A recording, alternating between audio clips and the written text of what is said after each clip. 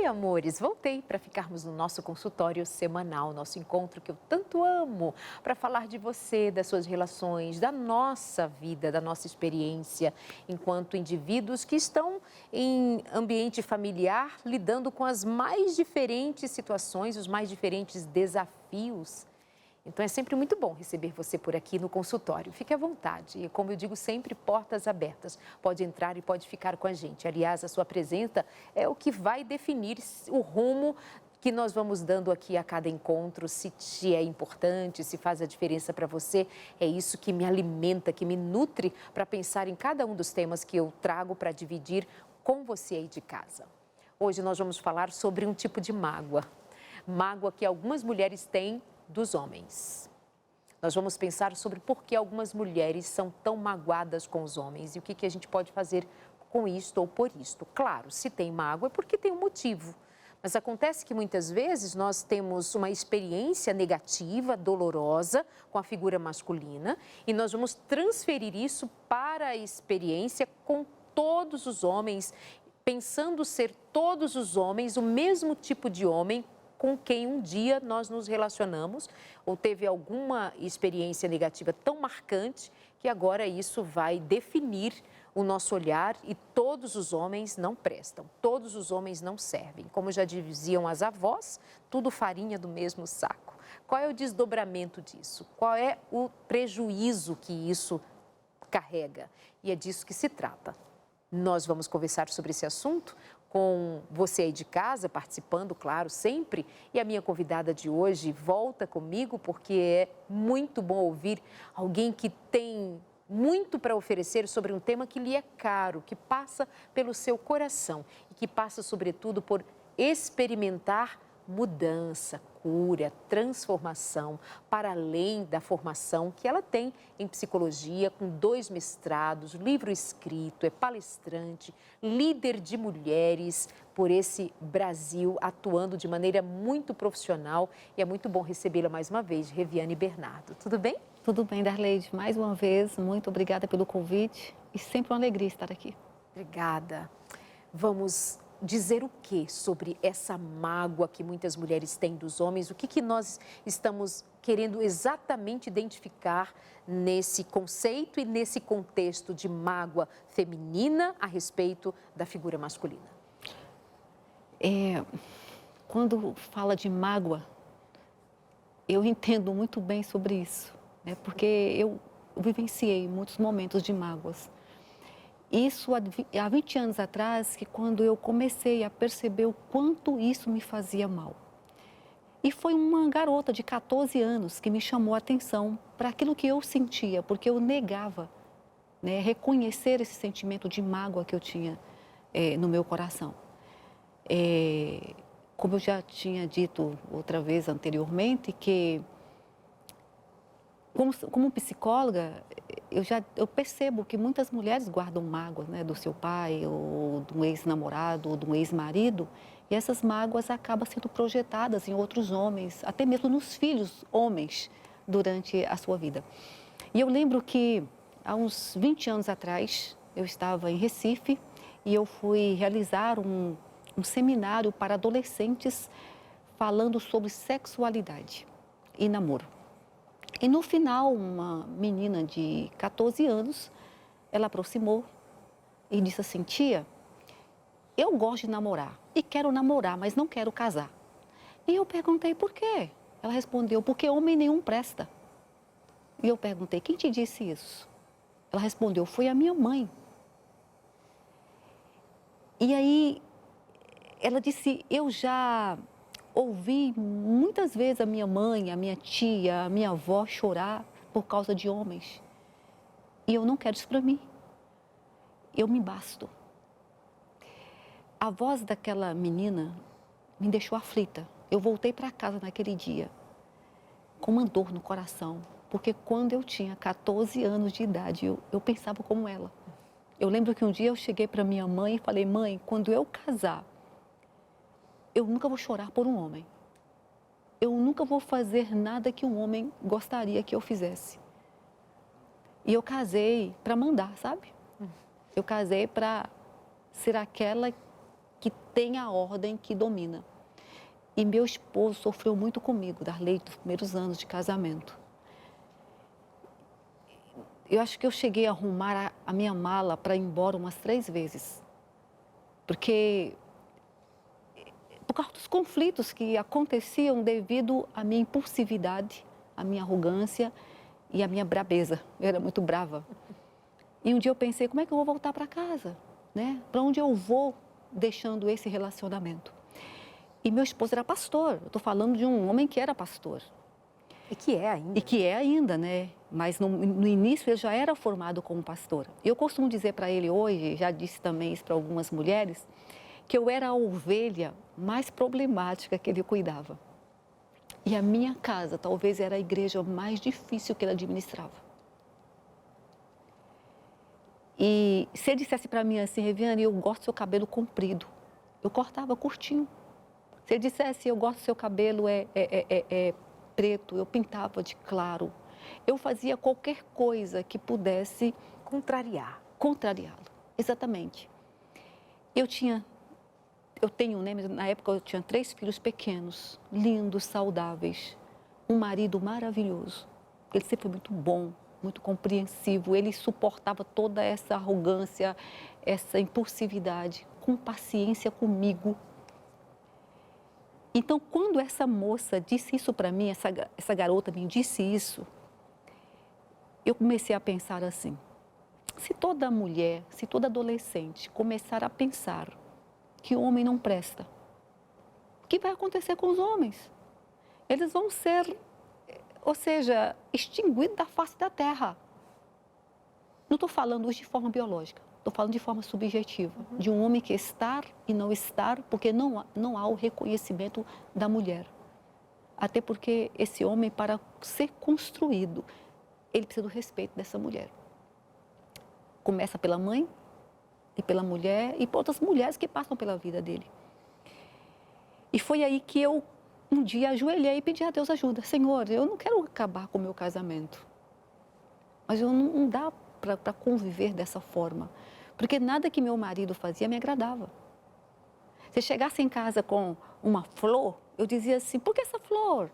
Não é meu aniversário, não é dia dos namorados, o que você aprontou? O que você está querendo? Eu sempre associava qualquer atitude dele como algo que ele tinha aprontado. É como se eu estivesse sempre preparada para receber qualquer notícia ruim. Isso dificultou muito o nosso relacionamento. E um dia eu ajoelhei e pedi a Deus ajuda. Senhor, eu quero salvar o meu casamento. Se o casamento é tão bom como o Senhor diz na Bíblia, que tudo que o Senhor faz é muito bom, eu quero experimentar isso. E eu sentei e abri a Bíblia. E quando eu abri a Bíblia, eu li um texto de 1 Pedro, capítulo 3, verso 1, que você conhece. Mulheres, sede vós igualmente submissas aos vossos maridos. Eu peguei a Bíblia dali e joguei no canto da parede. Sério? E eu disse, eu não concordo com isso. Eu fiquei tão chateada naquele dia, que eu já estava chateada por algumas coisas que estavam acontecendo. Eu disse, como é que Pedro escreve um negócio desse? Eu chamei Pedro de machista, de alguém que talvez ele não valorizasse as mulheres. Cheguei até a pensar, na verdade, que Pedro ele foi forçado a escrever sobre isso. Até cheguei a duvidar que esse verso podia ser inspirado por Deus. Mas como mulher cristã, eu sei que a palavra de Deus não importa o tempo, não importa a situação, não importa a circunstância.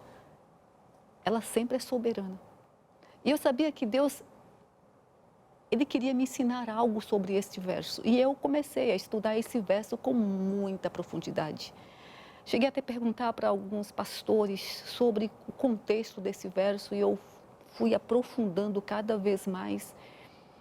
E eu encontrei nesse verso coisas que muitas mulheres não entendem em relação ao casamento.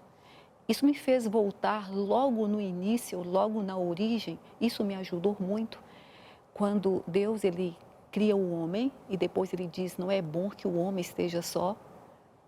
A primeira vez que Deus fala que não é bom, tem a ver o mundo sem a mulher, né? Então ele já traz a mulher para um contexto importante, tanto no relacionamento e tanto pela a sua criação. Ela faz a diferença na criação, né? Ela faz a diferença de um modo em que a gente enxerga ali que o mundo sem a figura feminina não era o muito bom que Deus diria logo depois, né? Tava tudo bonito, tudo perfeito, mas o homem carecia dessa metade, dessa figura, né?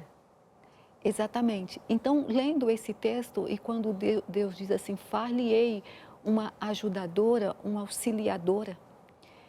E se você for olhar esse termo, né, talvez alguém que lê isso de uma forma rápida, superficial, vai dizer assim, mas ser uma auxiliadora, ser uma apoiadora, é um nível inferior de ser o chefe, né? Eu costumo dizer que nos concursos públicos vocês colocam lá, tem uma vaga para analista e tem uma vaga para um apoio administrativo. O apoio administrativo vai receber menos do que aquele que é analista. É como se esse texto fosse interpretado por algumas mulheres e por muitos homens também, que usam esse texto para reforçar, na verdade, esse domínio, né, masculino de forma equivocada, não como a Bíblia, na verdade, ensina. E aí acaba interpretando equivocadamente. Mas ali, quando Deus usa o termo auxiliadora, apoiadora, te compara com o que Davi diz lá no livro de Salmo 54, verso 4, que fala assim, porque Deus é o meu ajudador e é Ele que sustenta a minha vida. Ou seja, Deus está dando para a mulher um atributo que é dele, pedindo assim, mulher, cuide do seu marido da mesma forma que eu cuido de você. Isso transformou minha vida, de saber que Deus tinha me colocado em um lugar que eu poderia cuidar do meu marido, que eu poderia ajudá-lo nesta construção de crescimento pessoal, profissional dele, a partir do meu respeito. E aí eu retorno novamente um outro texto da Bíblia, que quando Deus ele cria o homem, ele usa o solo, o pó da terra. Quando a gente fala pó, a ideia que vem seria aquela poeira que fica sobre o móvel, né? Que às vezes é ruim ficar limpando o tempo todo. Mas Deus não está falando de um pó que é poeira, mas de um solo, de um jardim recém-construído, de um solo que não tinha contaminação, de um solo perfeito. Dali Deus criou o homem. E naquele momento que Deus cria o homem, ele usa uma palavra que em grego vai dizer ish, que quer dizer forte, vigoroso. E aí ele faz com que esse homem, né, descanse, adormeça e tira ali um osso e faz a mulher e chama de Ishá, que quer dizer macia e delicada. E ali Deus dá para o homem e para a mulher a sua essência. Que o homem ele deve ser forte não para machucar a mulher, mas para protegê-la. Tem um texto que eu gosto muito, que Ellen White diz que a mulher não foi retirada do pé para não ser pisada, nem da cabeça para dominar o homem, mas de uma parte bem perto do coração para ser amada e para ser protegida. Então Deus ele coloca no homem essa essência de proteção, de força para poder ajudar a mulher. E ele agora faz a mulher e chama de macia e delicada. Ou seja, mulher, a sua essência é ser macia e delicada. Isso foi um tapa na minha cara, porque eu era muito brava.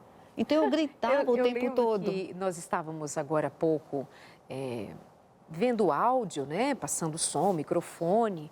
Aí eu perguntei sobre o volume de voz da Reviane. Eu falei assim, esse é o seu volume de voz, você fala assim baixinho mesmo, vai ficar nesse tom. Aí ela, tá muito baixo? É que eu já fui muito brava e eu tinha uma voz assim, bem colocada, alta. E eu falei assim, o teu tom de voz mudou? Ela mudou. Está aí nesse contexto. Nesse contexto, que a minha força estava exatamente em ser macia e delicada. Que eu era muito mais forte quando eu sussurrava do que quando eu gritava. Aquilo para mim foi uma revelação tão profunda. Eu disse, gente, eu estou no caminho totalmente errado, né? Aí outras coisas foram acontecendo e eu acabei adquirindo um livro chamado A Força de uma Mulher, acho que é isso o tema, que a autora dizia assim,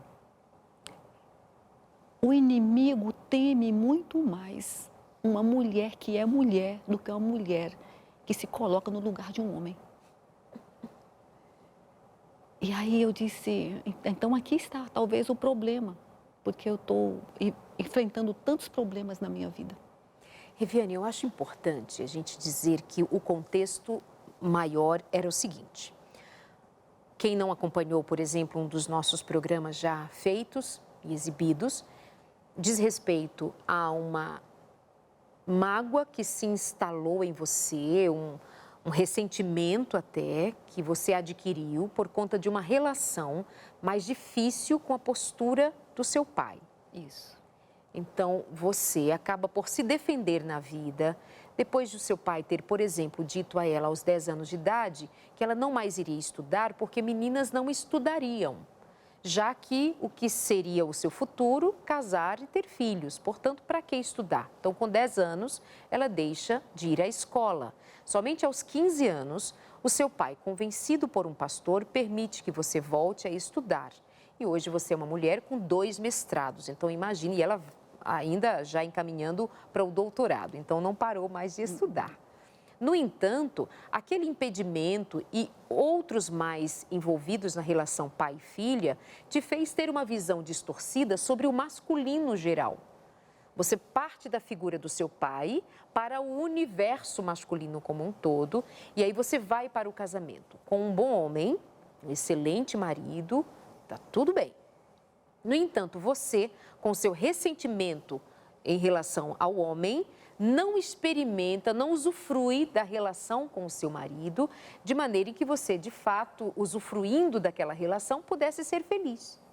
Num dado momento, diante da pergunta de uma menina de 14 anos, aliás, de uma colocação, de uma decisão já tomada por uma adolescente de que não vou casar porque eu ouvi da minha mãe, ouvi da minha avó, ouvi das minhas tias, reclamações e choro, vi elas chorarem por conta de homens com quem ela se relacionava. Eu não vou casar.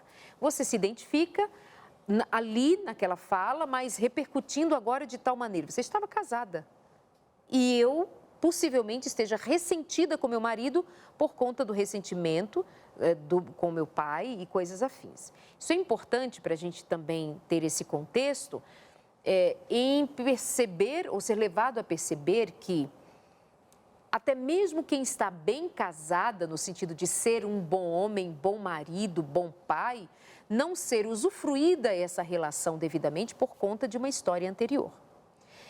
Talvez nós estejamos falando aí para uma mulher que diz assim, não, mas eu sou machucada sim. Essa minha postura é em função de eu estar ainda me relacionando com alguém assim, que me machuca, que me ofende, que me desvaloriza. E eu quero dizer, contudo, que nós temos clareza de que há muitos homens machucados por mulheres também. Há muitas mulheres que são ferinas justamente por sua bagagem e que vão ferir este homem também. Tem homens que sofrem duramente. Eu vou gravar programas, fazer programas especialmente sobre estes temas. Nós vamos conversar sobre estes temas assim. Homens magoados, homens feridos, homens desautorizados. Fiquem tranquilas. Mas eu preciso dar esse contexto para a gente não ficar nem de longe dando a ideia de que parece um conto de fadas, que era, olha, um dia, um pirlipimpim na sua cabeça e ela, a gente está falando de processo, um contexto antes, contexto durante, para o contexto de agora. Acho que isso ficando claro, a gente caminha até muito melhor de entender quem é essa mulher que está falando desta maneira, né? Alguém que está falando de mágoas contra homens porque tinha alguma mágoa. Como é que você se resolve, então? Um dia você teve um encontro com Deus, com a palavra. Sim.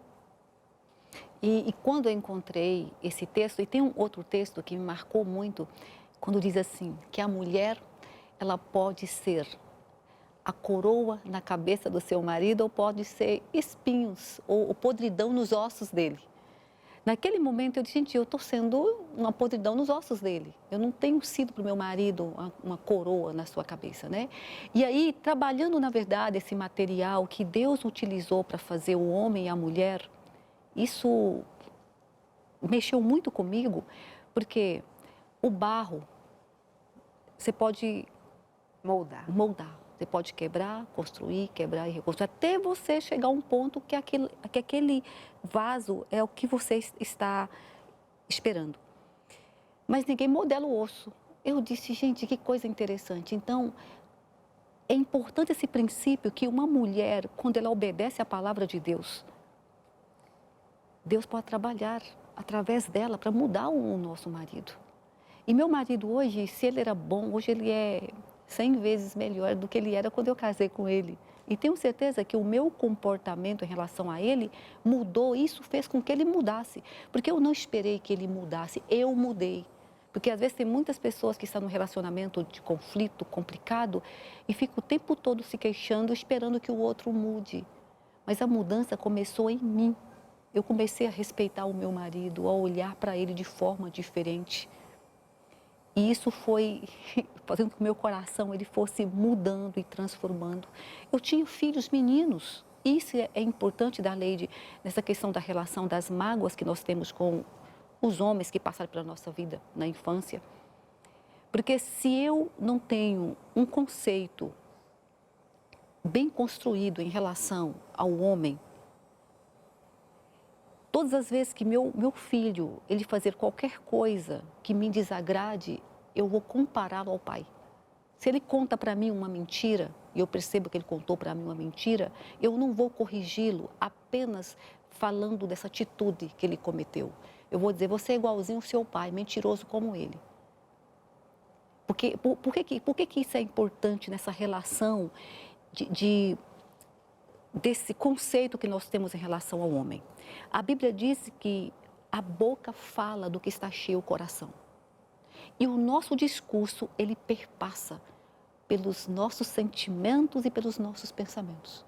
Então, se eu tenho um pensamento e um sentimento distorcido em relação aos homens, o meu discurso ele não vai mudar. Eu sempre vou estar o tempo todo usando isso nas minhas discussões e qualquer momento que eu tiver que falar na minha comunicação, eu vou usar, jogar na cara. Por quê? Porque faz parte do que está dentro de mim. Então, eu preciso mudar não só a minha prática, mas aí mudar o meu discurso. Interessante o caminhar de Deus na vida da gente para nos levar a caminhar no caminho dele, né? Você com essa história de mágoa, talvez nem percebida, não sei se você percebia, se você entendia o que te movia, mas num dado momento você foi levada a ser administradora de um presídio, ou seja, uma concentração, um presídio masculino, uma concentração, uma massa de homens, tanto para administrar enquanto funcionários, mas também aqueles indivíduos ali presos. Hoje você trabalha como líder de mulheres na região norte do Brasil, em Rondônia, né? Especialmente em Rondônia, onde eu te conheci. Ali ela é líder de uma região onde a Igreja Adventista trabalha de modo a ser essa líder de mulheres hoje, ou seja, outrora administrando homens, lidando com estes homens, agora mulheres. Por que será que Deus fez isso contigo? Pois é, quando eu assumi o presídio, na época tinha 600 homens, eu dizia, gente, isso pode ser brincadeira, né? Deus está tentando me ensinar alguma coisa. E ali eu vi a vulnerabilidade daqueles homens ali. Claro que eles estavam ali porque eles cometeram crimes. Estavam pagando pelo seu erro. Eles estavam tentando redimir diante da sociedade. Mas me chamou a atenção porque pelo fato de ter tanta gente que poderia estar ali, mas Deus me deu essa oportunidade de trabalhar com esses homens, de ouvir as suas histórias. Então, eu passava o tempo todo ali, né? Quando tinha um tempinho fora da administração, eu sentava para conversar e ouvia as suas histórias. Isso me chamou a atenção de saber que todo homem, ele passa pelo ventre de uma mulher. A primeira educação que uma criança recebe é pela mãe. E o quanto é importante que para as mulheres, esse conceito em relação aos homens, quando eu falo, eu concordo quando você diz, e sei disso, eu trabalhei dentro do presídio, eu entendo que tem muitos homens maus, eu sei disso. Que durante a vida, eles acabaram transformando no que são hoje. Embora eu saiba e eu acredite, estou falando agora como profissional, que mesmo que uma pessoa tenha uma vulnerabilidade ao nascer, mas não é determinante. O que vai acontecer durante a sua vida as escolhas que ele fizer que vai levar para um caminho como esse, mas nenhuma pessoa, ela nasce condenada ou determinada a esse destino. É uma escolha, faz parte por uma escolha e pelas coisas que vão acontecendo, a questão psicológica, pelos gatilhos que a vida, né, vai oferecendo para ele, pode acabar ele se tornando um criminoso. Então eu disse, gente, todo homem ele passa pelo ventre dessa mulher. O que nós temos ensinado para os nossos meninos? Será que isso também não é nossa responsabilidade como mulher? Quando Deus diz assim, a mulher sábia edifica a sua casa, Ele deu para a gente uma característica de ser construtora, de ser edificadora. A gente não consegue modelar o osso, mas a gente consegue modelar o barro. Então, o barro ele pode ser modelado, você pode usar o barro para construir. E Deus me coloca em um lugar onde eu estou ali para ajudar nessa construção desse homem. Talvez se você assistiu ou se não assistiu um dos nossos programas, nós falamos sobre a ausência da paternidade. Por favor, não escuta o que está escutando agora e pensando, tudo nós mulheres, de novo eu mulher sábia edifica casa. Esse é um segundo momento, nós estamos dando atenção ao que acontece no universo feminino em relação ao que se dá dos seus vínculos, né, do resultado disso. Mas nós já pontuamos, por exemplo, em relação ao presídio e a quantidade de homens e mulheres que ali estão, de como faltou para muitos, um número importante, a presença e a figura de um homem de maneira bem colocada para se construir esse indivíduo saudavelmente. Tá bom? Hoje é um segundo momento. Se você não assistiu esse programa, vai no ntplay.com, vê lá a lista de temas e você vai encontrar sobre paternidade, ou também no nosso canal no YouTube, tá? Consultório de Família, NT, no YouTube você vai encontrar esse material. Deixa eu lembrar para você, enquanto a gente faz uma pausa para o intervalo, eu convido você a se unir a um número importante de pessoas, um número grande de pessoas que já está com um material sobre saúde, mas com uma qualidade que eu vou te contar. Você não vai encontrar isso aqui em qualquer lugar. A revista Esperança Novo Tempo, A Máquina Humana, a fonte da cura. Descubra o segredo da saúde nos 8 remédios ou 8 recursos naturais dados por Deus para restauração, recuperação ou manutenção só da saúde. E ainda, saúde no prato, seu corpo precisa desinflamar. Tem 8 lições sobre saúde e eu convido você a pedir a sua revista agora, Revista Esperança, A Máquina Humana, pelo 0 Operadora 12 21 27 31 21, 12 21 27 31 21. Eu não estou vendendo nada a você, a Novo Tempo não está te vendendo, ela está oferecendo a você a oportunidade de você ter um olhar que te leve a conhecer para mudar o curso da dinâmica da tua vida, cuidando do seu corpo, cuidando da sua saúde, portanto, cuidando dos seus relacionamentos, porque quando você está saudável, tudo mais se torna saudável à sua volta. 0 Operadora 12 21 27 31 21, numa parceria da Novo Tempo e dos Anjos da Esperança, fazendo questão de que você viva bem, viva com saúde em todos os sentidos. Aproveita o nosso intervalo, liga pra gente, nós queremos muito que você seja feliz. Até já!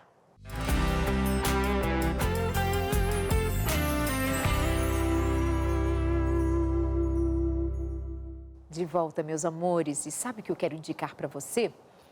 O devocional para 2025. Sabe quem é o autor do nosso devocional para o ano inteiro? Dia após dia, sim, 365 encontros com o Dr. Rodrigo Silva, com esse material que está pronto, belíssimo e que deve chegar às suas mãos para você ter ainda maior experiência das descobertas que possam fortalecer a sua fé. Dr. Rodrigo Silva, que é apresentador do programa Evidências, agora autor de mais um devocional que vai nos acompanhar por todo o ano de 2025. Descobertas da fé. Fica a dica para você, hein? Você pode encontrar na Casa Publicadora Brasileira, cpb.com.br. Essa já é minha. E nós continuamos por aqui conversando com a Reviane e Bernardo, que é psicóloga, mas especialmente eu gosto quando passa o que diz pelo coração. E ela dá experiência pessoal para o consultório, para o dia a dia, para o apoio, para a ajuda na caminhada de tantas outras pessoas, de mulheres, homens, famílias.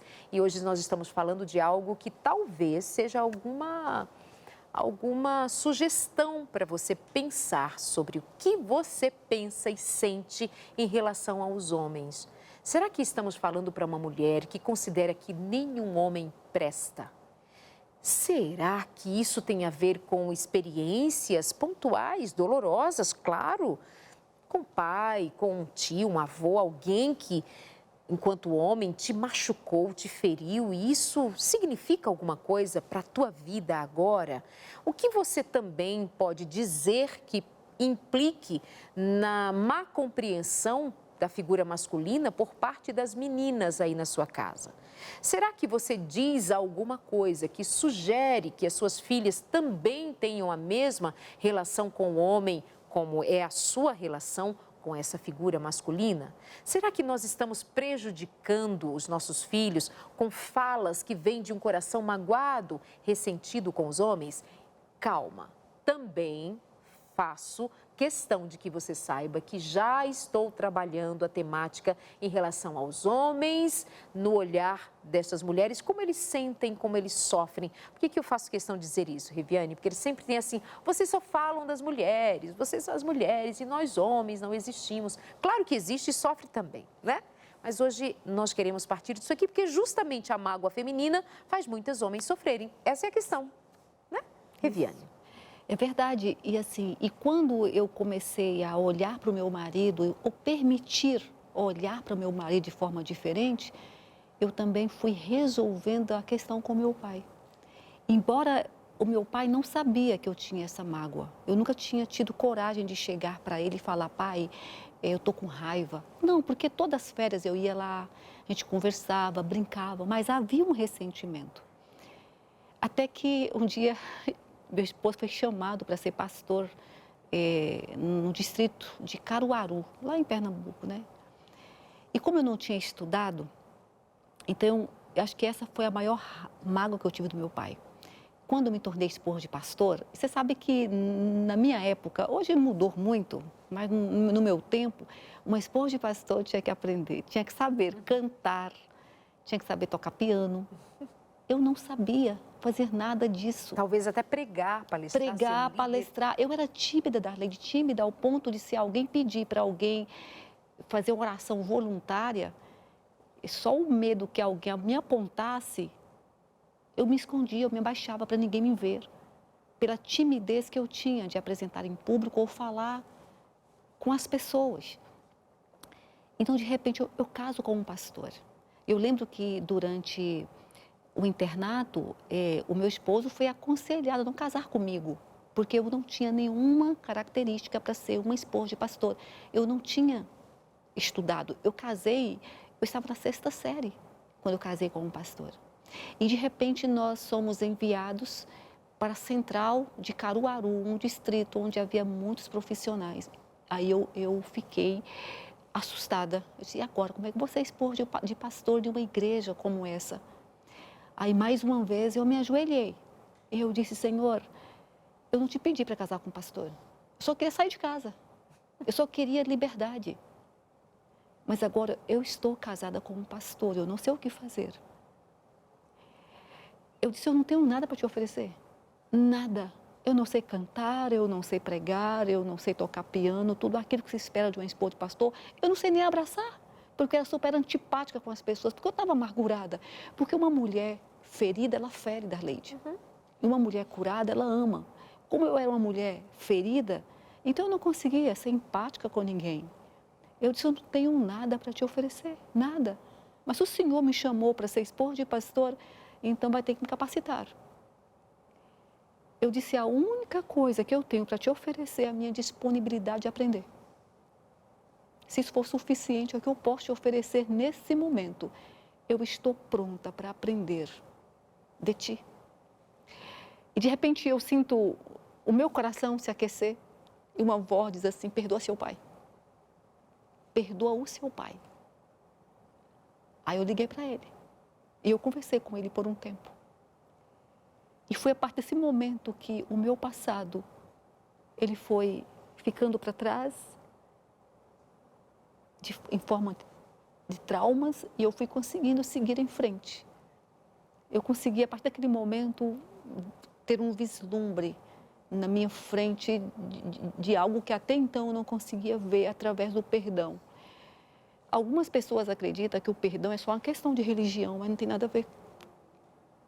A religião fala do perdão, mas o perdão é algo fundamental para qualquer pessoa, não importa se ele crê em Deus ou não. O perdão é fundamental. O perdão, ele te liberta. Ele faz com que você tenha a capacidade de atravessar de um lado para o outro. A mágoa é como um abismo que se abre entre dois mundos. E o perdão é a ponte que te faz atravessar. Experimentar o perdão nesse momento foi muito importante. E a partir desse momento eu comecei a olhar para o meu pai de forma diferente. Ele me disse: filha, o que eu fiz foi o que eu sabia.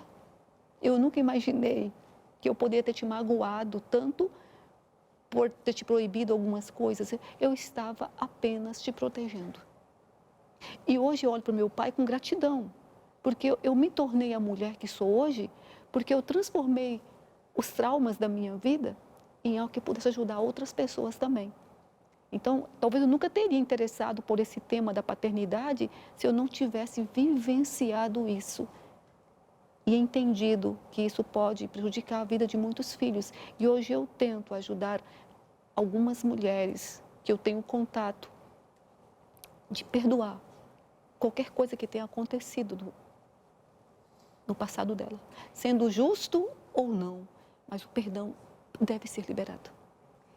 Não tem a ver se o outro acertou ou errou numa outra dimensão da relação. Errou, senão não teria motivo para você perdoar. Os motivos dele você soube depois. Eu pensei que eu estaria te protegendo. Independente, você perdoa. Mas é um absurdo ele pensar que uma menina não deve estudar porque ela vai só casar e ter filhos. Está errado. Mas foi assim que fez, perdoa. E se você tivesse ligado para ele e ele tivesse dito, nada a ver, isso é coisa de sua cabeça, você interessa, você vai perdoar porque você precisa prosseguir. Tem aquela compreensão de Jesus ter dito, deixe que os mortos enterrem os mortos. Tem coisas que precisam ser entregues ao mundo dos mortos mesmo. Morreu, passou. Só que se você continua carregando o defunto sobre os ombros, como em outra oportunidade Paulo vai dizer sobre carregar um morto nas costas, né? Dá essa ideia de carregar um morto nas costas, você apodrece com o podre que te acompanha por onde você vai. Então chega uma hora que você precisa se desfazer disso e para isso que é impossível muitas vezes do ponto de vista da nossa capacidade humana, tem o recurso divino. Ele, o divino, vai nos levar a fazer algo e como você diz, eu ouvi Deus dizer, perdoa teu pai. Até ali você nem sabia que era magoada com seu pai. Ela passava as férias com eles, ela estava em casa, ela brincava, ela sorria. Dia dos pais, feliz dia dos pais, ela não se dava conta. Num dado momento, abre-se um clarão na sua mente. Ué, tem alguma coisa que liga para o teu pai, perdoa o teu pai. Você faz isso. E sabe o que me chama a atenção, Reviane? Você é profissional da psicologia, além da formação da graduação, você tem 2 mestrados, você é estudiosa, pesquisadora, escritora, com artigos vários escritos. Mas durante os 3 programas que nós fizemos até aqui, você dá ênfase à palavra de Deus, você dá ênfase à Bíblia, você conta a sua história nessa perspectiva do que Deus fez na sua vida. E eu não ouvi você dizer assim, foi na terapia com todo respeito, você é uma psicóloga, então não tem que se pôr em dúvida o valor da psicologia, mas a tua jornada foi para além. Como que foi isso? Você tem essa percepção de que foi para além de uma terapia? Sim, sim. A terapia ajuda muito, Darleide. Eu faço terapia. Claro. Né? Já há muito tempo que eu faço terapia e ela tem me ajudado a entender várias questões. Porque às vezes são questões que são reveladas de uma forma tão profunda que eu preciso de um outro para falar, para poder entender e organizar essas ideias. Então a terapia me ajuda muito, muito mesmo. Mas eu vejo também nesse para além, sabe, de permitir, de abrir o meu coração para que Deus, na verdade, pudesse trabalhar de acordo com a vontade dEle. Quando eu vejo o Salmo 23, que é um salmo lindo, esse salmo ele é muito lido porque ele nos conforta, ele traz esperança, e Davi ele começa a falar de um Deus que nada me falta. O Senhor pastor, nada me faltará. Você pode pensar assim, mas Davi, ele não desejava nada, ele não tinha problema, porque Deus estava na vida dele. Davi ele encontrou um lugar que Deus estivesse na vida dele, que mesmo ele passando por momentos de aflições, ele sabia, ele tinha confiança. Eu acho que foi isso que aconteceu na minha vida e na minha relação com Deus. Embora eu saiba que eu tenho problemas, né? E eu sei que eu vou ter até morrer, todos nós teremos problemas. Esse é o mal-estar da sociedade hoje, ansiedade, depressão. Às vezes a gente tenta tratar esses problemas da gente de uma forma, como posso dizer para você, só pensando em técnicas. As técnicas funcionam, sim, a psicologia tem técnicas que são importantes hoje no processo de tratamento das pessoas, mas as técnicas somente nos deixam vazios. Mas quando você percebe que Deus está conduzindo a sua vida em um processo de cura, junto com a psicologia, porque estão caminhando juntos nesse sentido, é uma emoção que eu gostaria que as pessoas sentissem, experimentassem, na verdade, de saber como a sua vida pode mudar a partir do momento que você coloca Deus naquele lugar que é dele devido. É dele devido. Então, o perdão, ele foi muito importante para mim, porque no momento que eu perdoei meu pai, eu pude agora conseguir ser eu mesma, porque algumas pessoas dizem, né, um ditado popular que diz que a mágoa é um veneno que você bebe para o outro morrer. Mas você sofre. Às vezes o outro nem sabe dessa dor que você está sentindo. Você agoniza. E você fica remoendo, agonizando ali até um ponto de adoecer. E hoje nós sabemos que muitas doenças, elas têm origem emocional.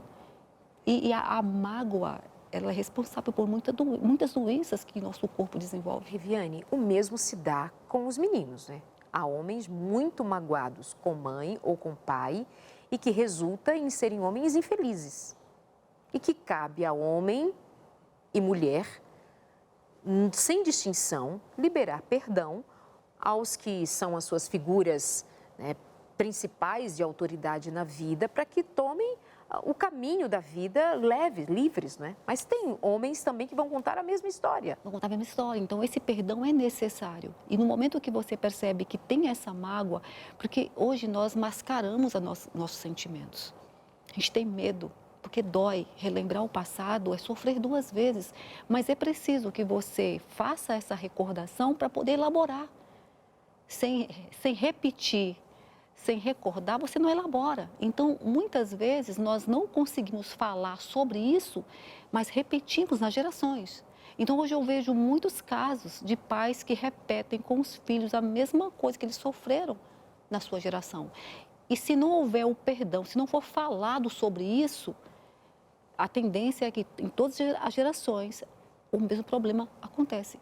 Então, quando eu falo com meu pai, é como se eu cortasse uma corrente maldita ali, e aí agora eu consigo fazer pelos meus filhos diferente daquilo que aconteceu.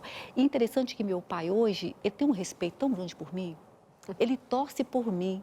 Você não tem ideia, quando eu passo em algum concurso ou que alguma coisa acontece na minha vida que eu conto para ele, ele vibra, eu sinto ele vibrar, o orgulho que ele tem de mim hoje.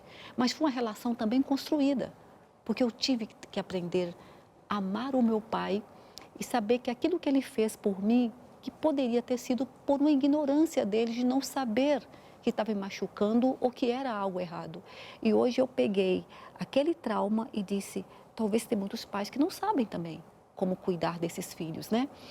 E todo esse processo que vai acontecendo na minha vida, então eu já vou mudando de lugar, eu já saio de um lugar de uma mulher amargurada, de uma mulher vingativa, de uma mulher que olha para o homem e tem dificuldade de relacionar e até achar que todo homem é igual e que você é machucada. Eu já começo agora a permitir um olhar diferente. Eu olho para o meu marido agora de forma totalmente diferente. E nesse processo, o meu marido, ele faz algo que foi Deus que colocou no coração dele. Porque eu costumo dizer que quando Deus, ele sabe pelo caminho que nós estamos seguindo, com a direção dele, permitimos que ele dirija os nossos caminhos, ele cuida dos detalhes, Aleide. Ele cuida de todos os detalhes, porque assim, eu estou no presídio e de repente eu venho cuidar de mulheres e Deus diz, você viu onde o homem pode chegar, porque para mim ali é o fundo do poço. Então, quando você entra no presídio, que você começa a visitar as celas, que começa a conversar com aquelas pessoas, fala, gente, isso aqui não tem onde o ser humano pode ir mais baixo do que isso aqui. E Deus diz, eu vou te colocar em outro lugar, um lugar de prevenção, porque aqui é onde a pena é executada, aqui é onde as consequências, elas são executadas. Mas eu posso te colocar em um lugar agora, onde você pode prevenir e ajudar essas mulheres, ajudar esses homens a evitar que isso aconteça. É lindo isso, né? É lindo ver como a gente sai de um lugar para outro, transitando daqui para colar, à medida que Deus vai movendo as peças e te expondo a situações em que, ao mesmo tempo, Ele te cura, para que você leve cura a outros. E é interessante você falar dessa questão, como Deus ele cuida da gente nesse processo. Eu saio de Recife e venho para Manaus, deixando 3 empregos com meu marido. Quando ele recebeu o chamado, ele achava que eu não vinha. Ele disse, Viane, eu duvidei que você me acompanhasse para deixar tudo para trás e me seguir. Aí eu chego no Amazonas, aí eu passo um mestrado, vou estudar, eu abro o consultório lotado novamente. Aí eu consigo trabalhar junto com uma amiga na Samsung, sendo consultora. Quando estava a minha vida toda estabilizada, aí chega um chamado para assumir o departamento de mulheres em Porto Velho. Aí só que agora eu vou falar com ele. Eu disse, o chamado chegou, eu disse, eu vou com você. Nesse momento, na verdade, ou seja, eu acompanhei o meu marido e depois ele me acompanha. E eu disse, como foi para você? Ele disse, feliz e honrado por estar acompanhando você. Mas o que mudou na minha vida, assim, com chave de ouro nessa questão, foi quando o meu marido chegou para mim e disse assim, Reviane, eu sei que você está amargurada. Isso num processo, quando eu estava ainda buscando, né, por essa cura e buscando, na verdade, entender o meu papel como esposa de pastor, como mulher, como mãe. Ele fala, eu sei que você está amargurada, você não está feliz. Eu vejo isso. Ser pastor é tudo que eu quis na minha vida. Você conhece a minha história e sabe como foi difícil para eu chegar a ser um pastor. Mas se eu tiver que escolher entre você e ser pastor, eu escolho você. Gente, naquele momento eu senti tão amada, sabe? Claro que o meu marido, ele me amou desde o primeiro momento que a gente se conheceu, que ele sempre demonstrou esse amor por mim. Mas aquela mágoa que tinha no meu coração, de achar que eu não era importante, porque eu nasci em um lar que tinha 4 homens, só eu de mulher. Então, meu pai ficou perdido, uma mulher e 4 homens. Então, ele deu prioridade à criação dos meninos. E eu fiquei um pouco meio jogada, meio ali, sem perceber esse afeto que deveria acontecer. E nesse momento, eu estou ali casada com um homem que eu achava que poderia me machucar a qualquer momento. Ele vem com uma proposta, dizer assim, eu estou disposto a renunciar o meu ministério, se isso te fazer feliz.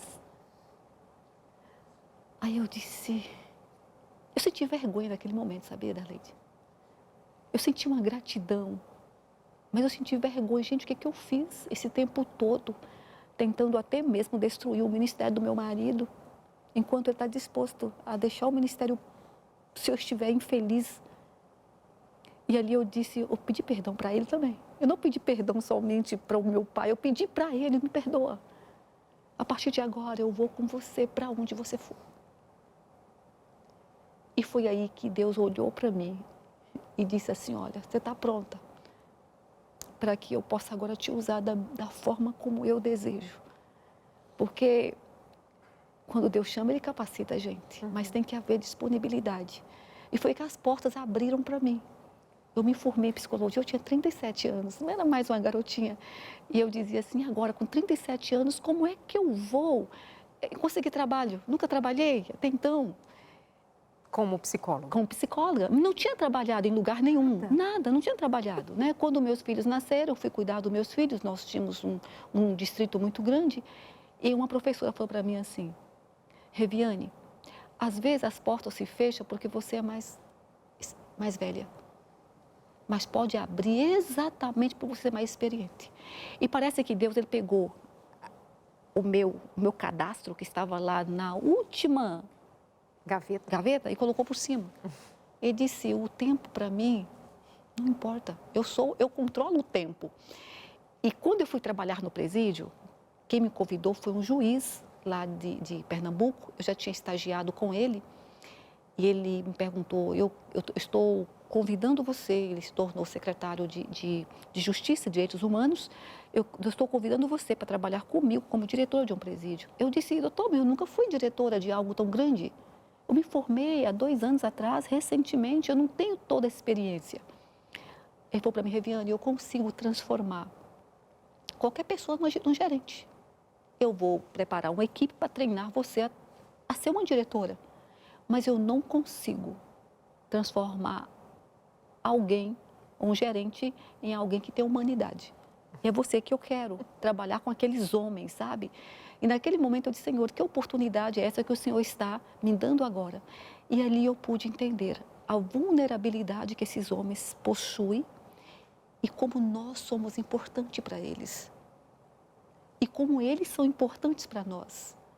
Porque no momento que nós estamos construindo esse homem com o nosso respeito, ele está também nos propondo um crescimento, ou nos proporcionando um crescimento com o seu amor.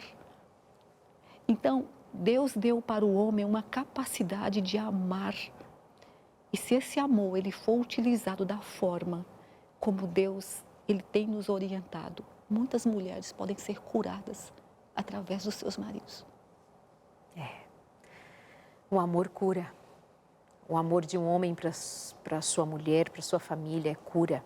E eu lembro exatamente de uma frase desta, escrita assim por Ellen White, que é uma referência para nós de mulher, especialmente por ter sido um vaso tão precioso nas mãos de Deus para nos deixar a inspiração declarada a respeito das relações. E ela vai dizer que há muitas mulheres que estão destruídas, doentes, por conta de não serem amadas. E quando um homem ama, ele tem o poder de curar neste amor mulheres, filhos, famílias. Assim como mulheres sendo amadas são capazes do extraordinário. Portanto, nós vamos descobrir que é o amor quem transforma homens e mulheres que foram criados à imagem e semelhança de Deus para amar. O amor é a chave. E um nutre o amor no outro. Essa mulher que respeita, esse homem que ama, esse casal que se faz na imagem e semelhança de Deus, reflexo de Deus para os seus filhos, para a sociedade à nossa volta. Isso não é romântico, isso é uma realidade divina, difícil, da ordem do sobrenatural. Mas nós não estamos lidando com um Deus D minúsculo, é o Deus Criador. Busque a Deus, busque a Deus. Você ouviu uma mulher com 2 mestrados, com uma história muito rica, cheia de experiências para contar. Mas ela fala de palavra de Deus, Bíblia Sagrada, obediência, joelhos no chão, submissão, quebrantamento. Isso é santificação na palavra, para viver o propósito de Deus. Talvez você escute a gente, nada a ver, não é assim, porque os homens... Silencie um pouquinho, escuta Abre os teus ouvidos e deixa o teu coração ser tocado pelo Espírito Santo. Isso aqui é uma conversa cristã, sobretudo. É uma conversa cristã. Isso vai definir se você escuta para ouvir o Espírito de Deus falar, para deixar a palavra te transformar. Senão a gente vai ficar empunhando a bandeira, ainda que diga, não, mas porque eu sou cristã, mas uma bandeira feminista, uma bandeira de ódio, de raiva, de ressentimento. E a gente precisa vir para o colo de Cristo, como Maria. Escuta Cristo falar.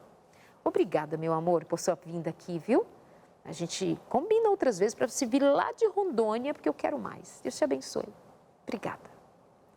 Obrigada pelo carinho, pela presença. Até a semana que vem com mais um consultório de família. Beijo!